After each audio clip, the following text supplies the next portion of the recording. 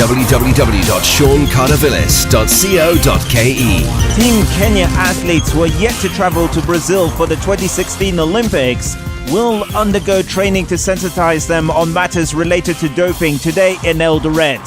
National Olympic Committee of Kenya Chairman Kipchoge Keino said the training is part of efforts to sensitize the athletes on doping ahead of the Games. And already officials of the World Anti-Doping Agency have visited the team's training camp in Eldoret on 4 occasions to conduct tests on the Rio-bound athletes. Now, Russian drug cheats will be competing at next month's Olympic Games despite efforts to eradicate them, say the whistleblowers who highlighted the country's state-sponsored doping. The International Olympic Committee has asked governing bodies to ban Russians either implicated in a recent report into doping or previously sanctioned, but former Russian anti-doping agency official Vitaly Stepanova and his 800-meter runner wife Yulia said there will be athletes who have used doping from Russia in Rio. Here's BBC Sport with more details. Yulia Stepanova and her husband Vitaly, they live in the United States now. And that's because, for many reasons, after giving this evidence first to a German broadcaster, then to WADA, then to the IAAF, the Kremlin and others in Russia called them Judas figures, called them traitors, and perhaps they don't feel safe. So I think the expectation was perhaps, given the IAAF, the world governing body of athletics, they said that Yulia Stepanova could go to the Olympics perhaps as a neutral, but the IOC ruled against that on Sunday, saying that because of that previous conviction that she has for doping, something that was in her past but that she served her full suspension, that the IOC is saying she cannot go. Interesting to see that they're not taking it lying down, that they are prepared to speak out and to continue this fight for what they see as the right thing to do.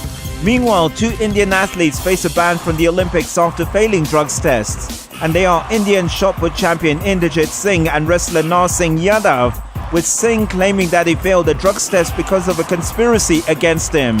Here's BBC Sport. On the allegation that it was possible, and this is what the allegation the shot putter said, because he said, I've spoken out against corruption in Indian athletics, so that is why my tests have been contaminated. They're saying that is completely not possible because of the way that the doping tests take place. And they say, look, he's failed his A sample, he can have his B sample, which he can come and watch himself. I think they're dismissing those allegations. In terms of whether or not the food of a potential wrestling hopeful could be contaminated, I think that's going to be extremely difficult to prove. And with so little time to go till the Olympics takes place, to see Yadav taking part in the Rio Olympics, whether his food, as he alleges, was contaminated or whether it wasn't contaminated. I'm afraid what it does show you once again is the sort of mire that Indian sport is in. We have these allegations because I think if you ask the people around me, I'm sure you can hear the traffic, about the people who are running Indian sport, they'll tell you that anything and everything is possible, which is why people, they may not be right to, are taking the fact that an athlete's food could have been contaminated, and because of that, he could be missing the Olympics. In tennis, Swiss legend Roger Federer will miss the Olympics and the rest of the season with a knee injury, and the 17-time Grand Slam champion said he needs more extensive rehabilitation if he wants to prolong his career.